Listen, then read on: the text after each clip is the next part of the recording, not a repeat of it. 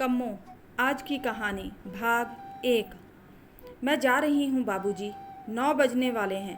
कम्मो ने कहा। ठीक है कम्मो, जरा देखभाल कर घर जाया करो। रात को आजकल ऐसा ही जमाना है।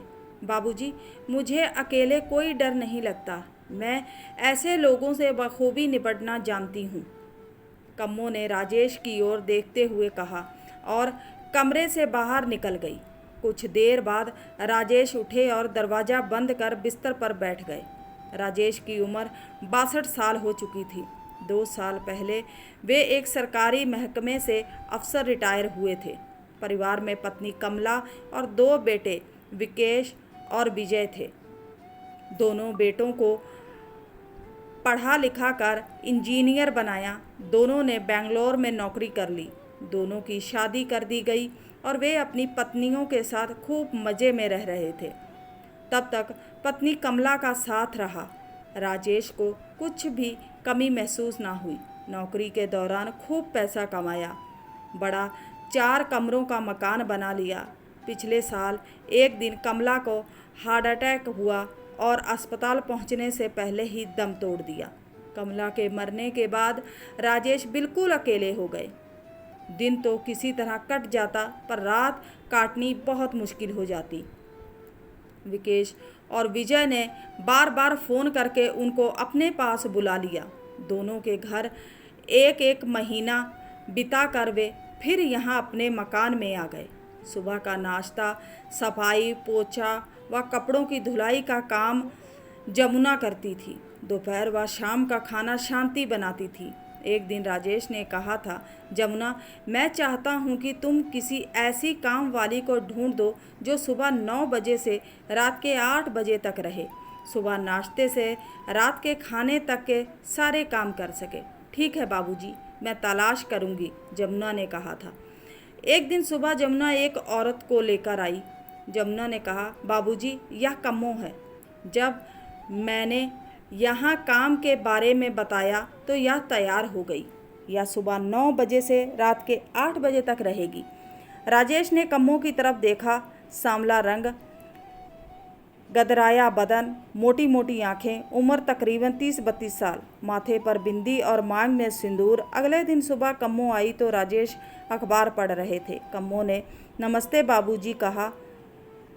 आओ कम्मो, राजेश ने उसे देखते हुए कहा। बैठो कम्मो। वहाँ रखी कुर्सी पर बैठ गई। कम्मो, जरा अपने बारे में कुछ बताओ, राजेश ने पूछा। बाबूजी, मेरा नाम कामिनी है, पर सभी मुझे कम्मो कहते हैं। मैं बिहार में पटना के पास ही एक गांव की रहने वाली हूँ। मैंने 10वीं तक पढ़ाई की है। मैंने अपने माता पिता को नहीं देखा। वे दोनों मजदूरी करते थे। एक दिन एक मकान का लेंटर टूट गया तो उसमें दबकर दोनों मर गए। मकान मालिक ने मेरे मामा को 3 लाख रुपए दे दिए थे। तब मेरी उम्र 5 साल थी।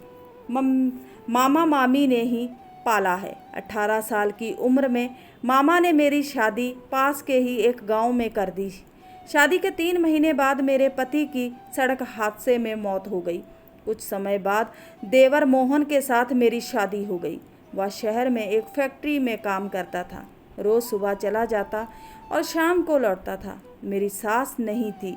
एक दिन दोपहर का खाना खाकर मैं आराम कर रही थी तो अचानक ही ससुर ने मुझे दबोच लिया। मैंने बहुत मना किया पर वह नहीं माना। मैंने इस बारे में पति मोहन को बता दिया। उन दोनों की लड़ाई हो गई। इस लड़ाई में ससुर के हाथ से मोहन की हत्या हो गई।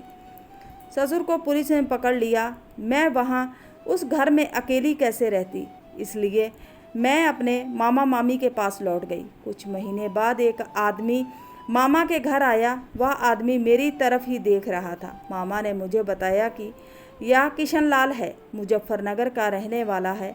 यह सब्जी बेचने का काम करता है। इसकी घरवाली को पीलिया हो गया था। इलाज कराने पर भी वह बच नहीं सकी। घर में 20 साल का बेटा कमल है। वह 7वीं क्लास तक ही पढ़ सका है। किसी दुकान पर नौकरी करता है। मामा ने एक मंदिर में मेरी शादी किशनलाल से करा दी। मैं अपने पति के साथ यहाँ आ गई। मुझे बाद में पता चला कि मेरे मामा ने इस शादी के लिए 40,000 रुपये लिए थे। मेरी शादी करके मामा बहुत खुश थे। कि रुपए भी मिल गए और छाती पर बैठी मुसीबत भी टल गई। एक दिन मुझे पता चला कि मेरे ससुर को हत्या के जुर्म में उम्र कैद की सज़ा हो गई है। यहाँ सब ठीक ठाक चल रहा था। पहले तो मेरा पति कभी कभार शराब पीकर आता था, पर धीरे धीरे उसे रोज़ पीने की आदत पड़ गई। वह जुआ भी खेलने लगा था। पति ने रेहड़ी लगानी बंद कर दी। मंडी वालों का कर्ज सिर पर चढ़ गया था। घर में जो जमा पूंजी जेवर वगैरह रखे थे, मंडी वालों को देकर पीछा छुड़ाया। इसके बाद मैंने घरों में काम करना शुरू कर दिया। कम्मो ने अपने बारे में बताया। ठीक है कम्मो, अब तुम घर का काम संभालो। बाबूजी, इतनी देर तक अपनी दुख भरी कहानी सुनाकर मैंने आपके सिर में दर्द कर दिया ना। आप कहें तो सबसे पहले मैं आपके लिए बढ़िया सी चाय बना दूं। कम्मो ने हंसते हुए कहा। राजेश मना नहीं कर सके थे। कम्मो ने घर में काम करना शुरू कर दिया। सुबह नाश्ते से लेकर रात के खाने तक सभी काम बहुत सलीके से करती थी। उसे राजेश के यहाँ काम करते हुए 2 महीने हो चुके थे। अक्सर फर्श की सफाई करते हुए जब कम्मो पोछा लगाती तो उसके उभार ब्लाउज से बाहर निकलने को हो जाते। राजेश कुर्सी पर बैठा हुआ अखबार पढ़ रहे होते तो उनकी नज़रें उभारों पर टिक जाती। वे इधर उधर देखने की कोशिश करते, पर फिर भी उनकी नज़र कम्मो की गदराई जवानी पर आकर ठहर जाती। वे अखबार की आड़ लेकर एकटक उसे देखते रहते। कम्मो भी यह सब जानती थी कि बाबूजी क्या देख रहे हैं। वह चुपचाप अपने काम में लगी रहती, मानो उसे कुछ पता ही ना हो। एक दिन कम्मो ने राजेश से कहा, बाबूजी, कमल के पापा की तबीयत ठीक नहीं चल रही है। उसको किसी अच्छे डॉक्टर को दिखाना पड़ेगा। क्या हो गया है? उसे भूख नहीं लगती, कमजोरी भी आ गई है। मोहल्ले का डॉक्टर कह रहा था कि शराब पीने के चलते गुर्दे खराब हो रहे हैं। जब इतनी शराब पिएगा तो गुर्दे तो खराब होंगे ही। बाबूजी, मुझे कुछ पैसे दे दीजिए। कितने पैसे चाहिए? 5,000 रुपये दे दीजिए। डॉक्टर की फीस, टेस्ट, दवा वगैरह में इतने तो लग ही जाएंगे। ठीक है, रात को जब घर जाएगी तो मुझसे लेती जाना। कम्मो ने चेहरे पर मुस्कुराहट बिखेर कर कहा, बाबूजी, आप बहुत अच्छे इंसान हैं जो हम जैसे गरीबों की कभी भी मदद कर देते हो। जब तुम यहाँ इतना अच्छा काम कर रही हो तो मेरा भी फर्ज बनता है कि मैं तुम्हारी मदद करूं। राजेश ने कम्मो की तरफ देखते हुए कहा।